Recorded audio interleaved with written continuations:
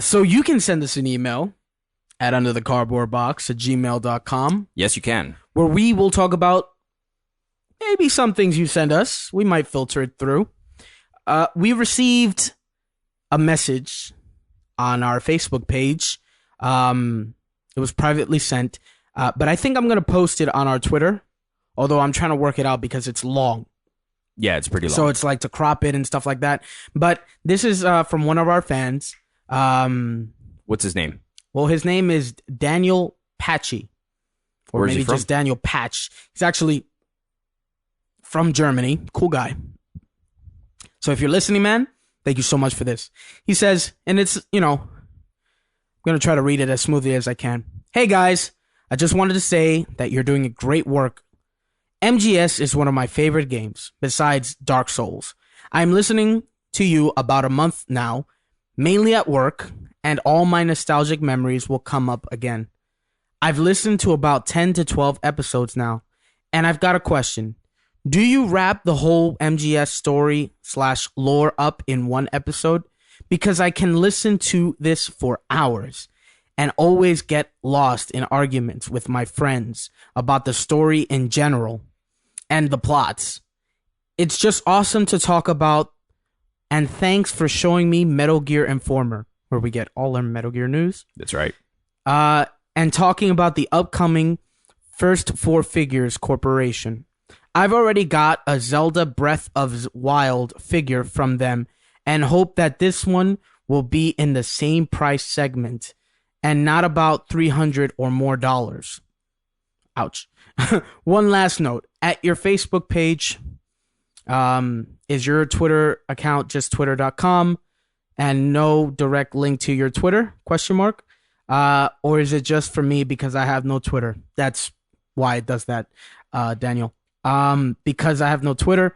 Anyways, keep it up. Greetings from Germany. Danny? What's his name? Danny Patch. Danny Patch.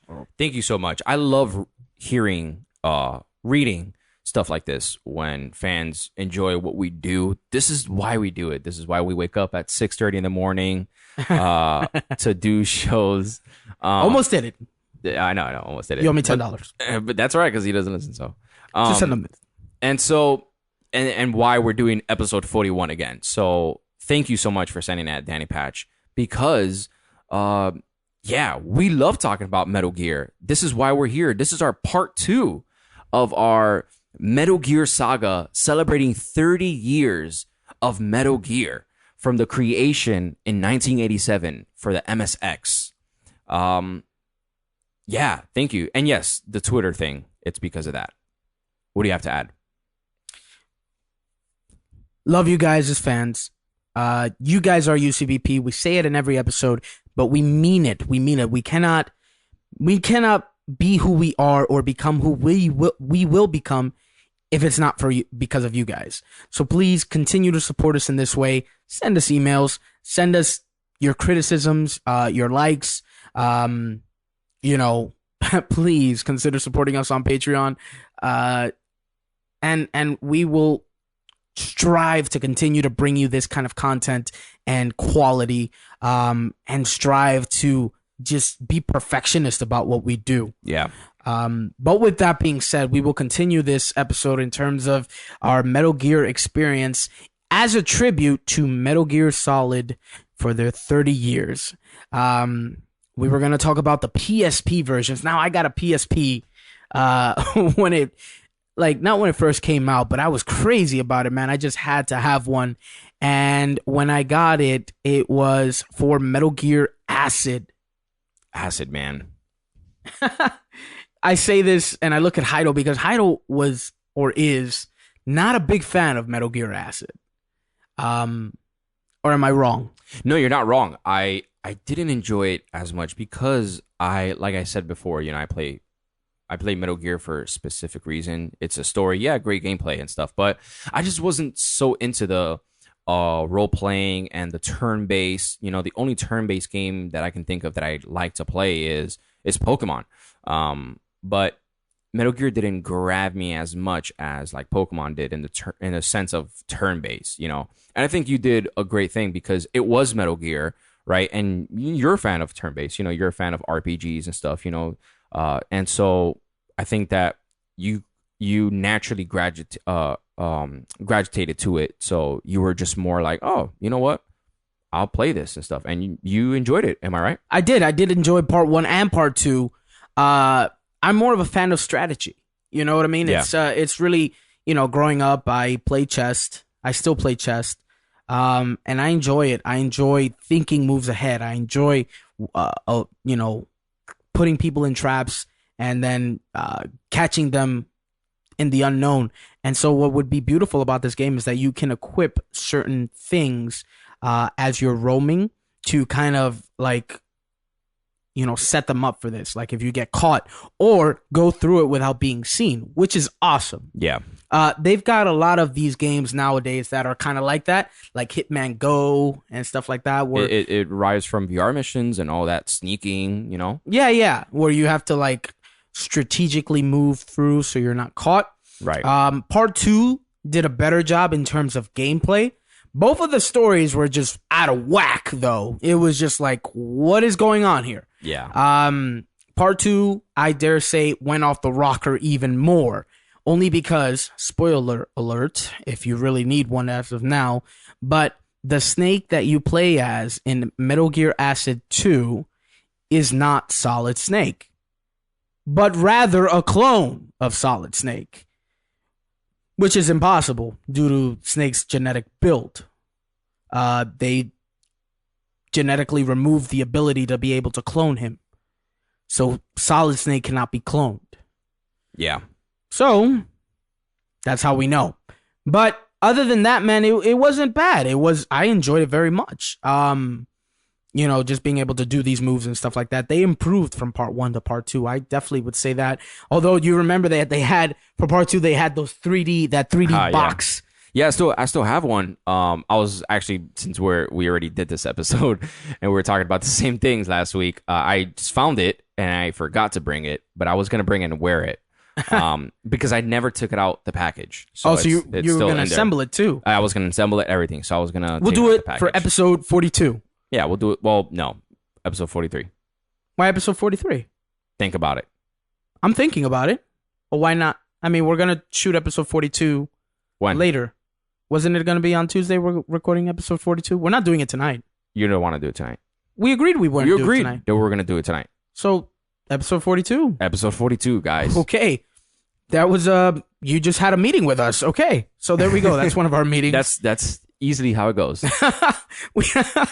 As you can see that. Tell us how we're doing. Under the cardboard box, gmail.com.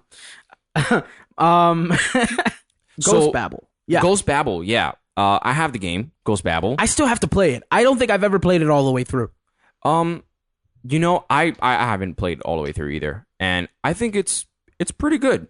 It mixes, obviously, part 1, the same mechanics, everything. But, they have, like, a lot of the story from Solid. A lot of that story where it's like, they introduce those characters and stuff. But I think that from the little that I remember and from when I played, it just improves on what Metal Gear 1 and Metal Gear 2 was. And it's just handheld. That's Game Boy Color. Game Boy Color, man. Yeah. I'll bring the Game Boy Color here. You know what? I'll bring it Tuesday. Let's do it. And I'll bring Ghost Babel. Yeah. For anyone who's questioning whether or not we have the original ones, you know who you are.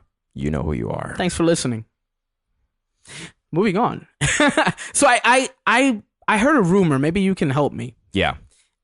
Apparently there was one that came out for Game Boy Advance, and we just never got it. Yeah.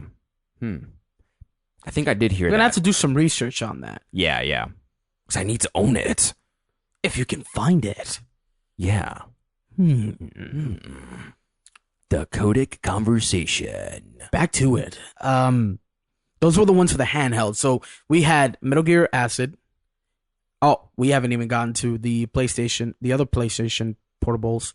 But and there's one that we actually missed during our Ghost episode 41 that I'll mention later. No one will ever hear because it's our episode 50. Is it 52 that's missing from Metal Gear 5 or 52, yeah. 51? I think it's 52, yeah. It'll forever be that episode. Right. because it's on the camera, just no audio to it, synced. Yeah. You will never see it ever. Which one did we miss? Which video game did we miss? Okay, well, we talked about Portable Ops, right? So, Portable Ops, man. I mean, I think that was an introduction to like real handheld online. Is that the one we missed? No. I'm just continuing because this one came out later. Okay, so you'll just mention it. Yep. Okay, remember it though. I will. So Portable Ops, yes, I remember Portable Ops. We finally got a full-fledged adventure Metal Gear Solid on there. Yeah. And it was, to me, when I first got it, I was pretty amazed by how it looked. The graphics were pretty good. Although it took me a while to get used to the comic portion. Yeah. But like gameplay wise and stuff wise, it looked good. In terms of how they moved and stuff like that, a little clunky, maybe, a little hard to move, a little uncomfortable to do some of the movements, especially in third person view. But I remember that game in the sense that it was the first time you met Roy Campbell. Yeah, that's right. As a young man. Who was a captured Green Beret. And they were holding Snake hostage, or not hostage, but rather prisoner, because they wanted to find out what he did with the Philosopher's Legacy, which he claimed he didn't have. Yeah. And so in that, him and, Roy Campbell decided that they were going to fight back, but that they needed a military. They needed a force. So what Snake and him started doing, since Roy Campbell couldn't really fight, they created a base in the back of a truck. And so what you would have to do is you would have to capture whatever soldiers you find and stick them in the back of the truck. Yep. Now, what I hated about it is that if your truck was in like one part of the map and you go to a far part of the map and you found the soldier you wanted to take, you knock him out, you had to literally drag him from that point to the truck, which when you were to drag someone, it would be like forever and you could get caught or whatever the case may be. It just took a really long time. And the controls were a little clunky. On top of that. So what I remember, the best way to do it is that when you go in, you can go in with like 3 other soldiers, I believe. And you could like let's say you walk to a certain area, right? And you want to deploy someone else. The person you were just using will hide in a cardboard box right around there.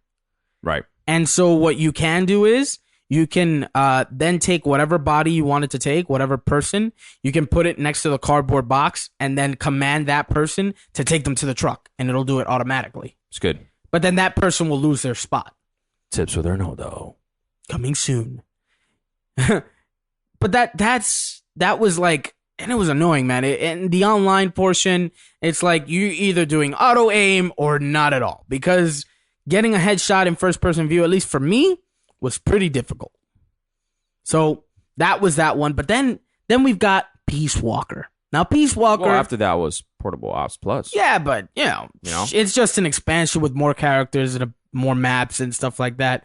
So Portable Ops Plus, yeah, it was just pretty much a glorified DLC.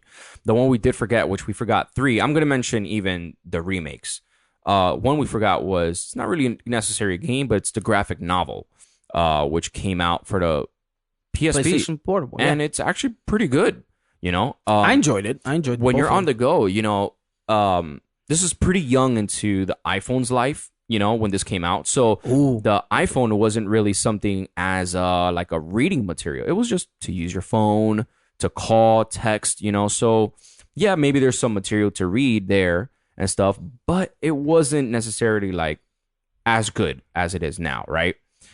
In a mobile sense, the PlayStation Portable with the graphic novel, at least for me, was just like an amazing tool to get it out my house. I would take the train, the bus, and then I'll just read the graphic novel right from there. And they had, the voiceovers and everything. So it added more to it. It was really well done. I thought it was really, really well done. Part 1 and Part 2 were exceptionally done. Yeah. Now that you mention iPhone, we completely forgot one. That's right. The Metal Gear for iPhone. I remember that. the pop four. shooter, Yeah. the ta ta ta ta, you know. That's right. What was that called? I mean, it was Metal Gear Solid 4 something, iPhone, mobile, I think. I think it was Metal Gear Mobile. Is it still in the Apple Store? No, it's not. I tried. It's not. Oh my gosh. Yeah. We never got it for Android. Sorry. Yeah. But that was another one. Yeah. I never bought the entire game. I just played the demo. Same here. Like the light version. Yeah. Yeah. Oh my gosh, man. I completely forgot about that game. Now that game was a pretty good game for mobile. Yeah. It was. And it was like in quick. The earlier days of iPhones. Very, very early. So it was like one of those. It was like a few months after Metal Gear 4 came out, which is crazy. Yeah. So there you have it. If you wanted to enjoy some of that, it's a good pastime. You're in cover and then you shoot by tapping. Yeah. It was some fun till you got to your destination. Yeah. Now Peace Walker, man. Peace Walker was like the final. This is Hideo Kojima's game. The other ones we mentioned weren't really. Hideo Kojima maybe touched it, but Hideo Kojima was really into this game. Right. So the control, this is where they really fixed the control aspect, graphics aspect, gameplay, everything. When I played this one, my brother had just gotten a PSP Go, which no one talks about a PSP Go anymore. Yeah, that one really, really tanked. Because, I mean, it was the first PSP, or rather the only PSP, that didn't take any disc or cartridge. Well, the Vita doesn't take discs. It takes a chip, though. It does. Well, it that's takes like a little cassette. card. The little. No, it's not an SD card. It's right. Yes, you're completely right. Yeah, it does. Yeah. It takes something. The little. It's like the DS. It takes a little. The little thing. You know. That's right. And it also has the memory card. No, it's cool. Also, I've been battling to get a Vita, man. I want it, but should I spend the money? Well, before you get into the Vita, let's talk about Peace Walker and the way that Peace Walker came in, because I'm going to get into the Vita. I will. But that's the struggle I had for this past 3 weeks. I saw one at a thrift store. He was selling for like $125. And I was like, do I get it? No, it's too much money. You know what I mean? When you grow up, you guys will understand it's some things you got to let go. Some things you just shouldn't buy. Just it. But anyway, yes, Peace Walker. Ouch. I'm sorry. I'm not. Hate you, Steve. You said it. Why are you saying this? We're getting off topic. We're going to get bad emails again.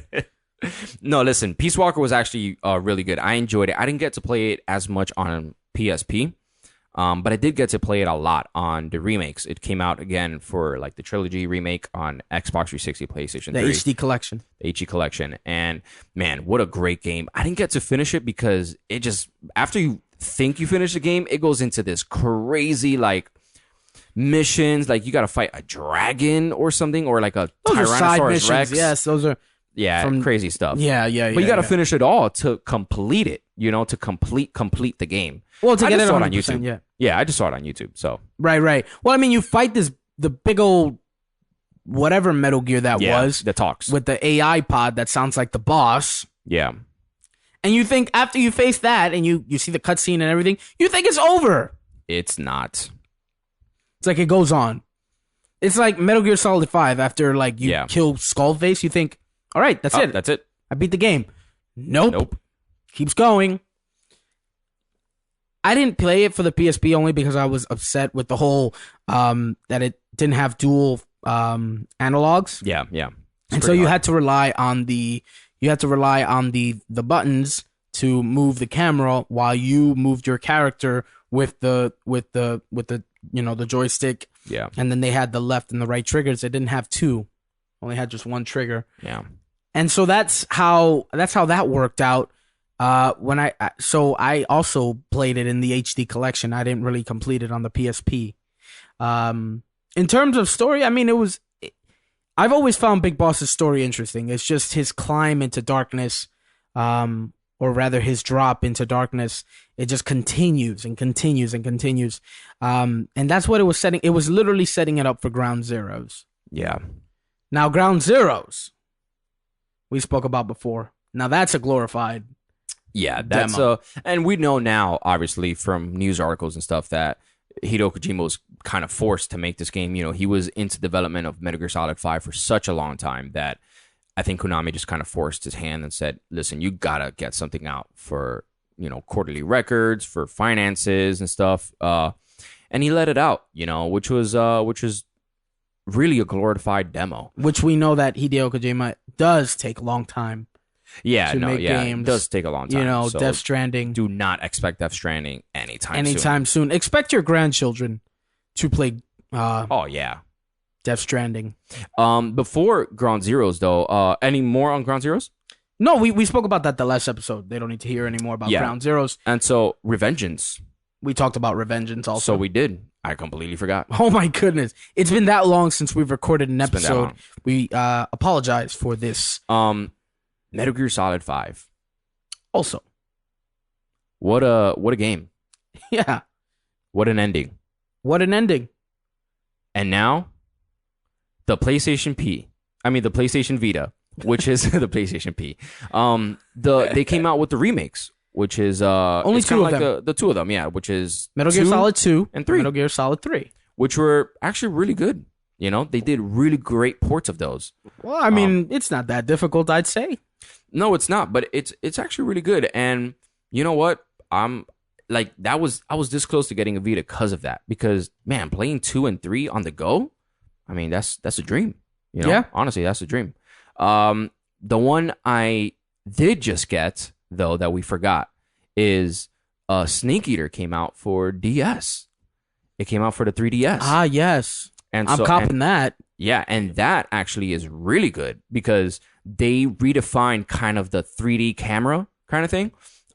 You can kind of take it under him a little more and like over him. And then, you know, just the 3D. The 3D is okay. It's just mostly like the surroundings that really pop out, like the grass, the trees, the birds. You get to do the low walk. Yep, the low walk, which you couldn't do in the original. Do it.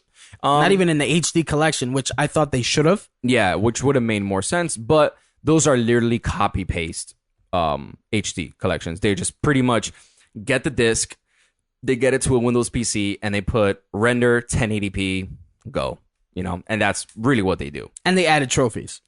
Yeah, they just add trophies and achievements. Well, yeah, both. So, yeah, I thought that the 3DS one was good. I played a little bit of it not too long ago. Not anymore because I'm picking it up today. Yeah.